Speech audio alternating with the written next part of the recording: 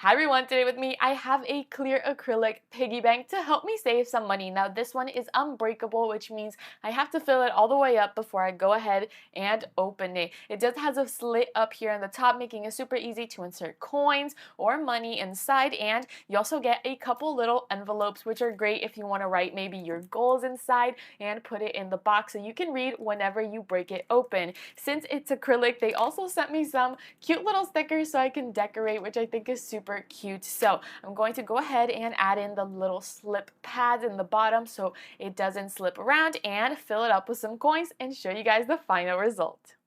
Just for reference, here are a couple of these stickers. I laid them out, and one of my favorite has to be the dream big and grab a coffee. So I'm going to go ahead and stick it right here in the front before I add some of my coins. With my sticker on, I've been adding some coins inside, and it's super easy. They fit perfectly through the slot, as you can see. I absolutely adore it. I got the cylinder one in a size medium, but they have so many different sizes and shapes as well. You can get this in a cube instead if you would like, but I absolutely adore it, and I think it's a great way to save money for your goals. So check this out on Amazon. It's an awesome way to keep yourself accountable.